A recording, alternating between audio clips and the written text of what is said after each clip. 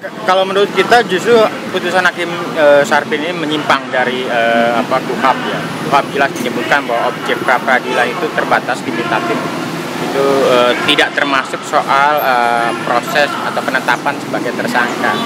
Sejak awal sendiri sebenarnya kami masyarakat sipil itu juga mencurigai bahwa putusannya pasti akan aneh-aneh karena kita melihat dari rekam jejak yang juga kita temukan dari Sarpin ya. Sarpin sudah 8 kali dilaporkan ke Komisi Yudisial, kemudian juga ada beberapa laporan yang masuk ke pengawas internal di Mahkamah Agung. Artinya apa?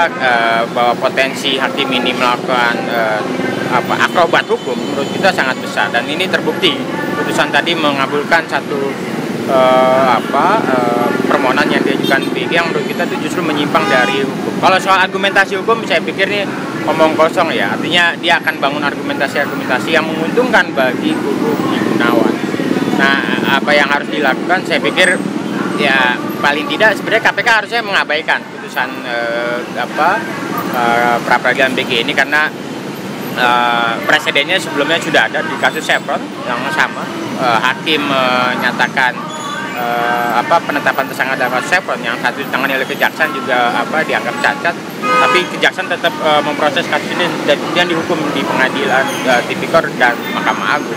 Nah, begitu juga dengan KPK, saya pikir KPK juga harusnya tidak terpengaruh dengan putusan pra peradilan ini, tetap memproses Budi Gunawan, tidak mencabut status tersangkanya, karena kalau KPK mencabut artinya bahwa KPK melanggar undang-undang. KPK jelas di undang-undang KPK menyebutkan KPK tidak berwenang menghentikan satu perkara atau meng-SP3.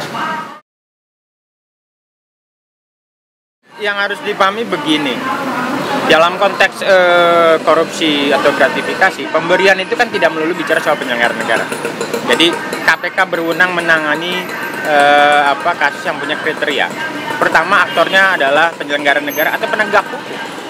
Kemudian menarik perhatian publik, kemudian nilai kerugian negara atau di atas 1 miliar, entah itu suap maupun korupsinya. Di dalam kasus BG harus dimaknai sebagai penegak hukum, bukan penyelenggara negara, dan dia bisa diproses. Presidennya ada di beberapa kasus-kasus yang OTT KPK, kasus-kasus yang melibatkan petugas pajak, itu kan dia juga, atau penegak hukum yang lain seperti kejaksa gitu ya, itu kan juga bukan penyelenggara negara kapasitas, tapi dia penegak hukum. Dalam kasus BG harusnya dia bisa diproses. Jadi menurutku sih alasan yang dicari-cari hakim saja untuk menguntungkan buat Budi Gunawan.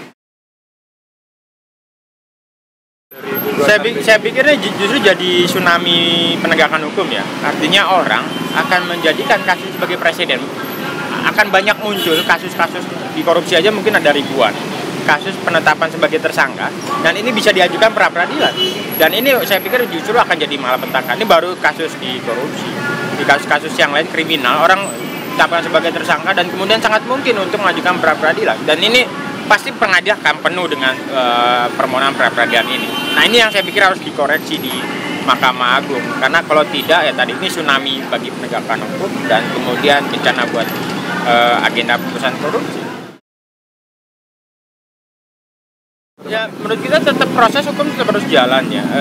Tapi paling tidak sebenarnya yang saat ini dibutuhkan di luar KPK tetap berjalan dengan koridornya, tetap memproses kasus BG adalah KPK, Presiden harus mengambil sikap soal status Budi Gunawan. Kami dari masyarakat sipil mendesak Jokowi untuk mencabut pencalonan Budi Gunawan. Pilihlah figur-figur calon Kapolri lain yang relatif lebih bersih. Menurut kita masih bisa diharapkan untuk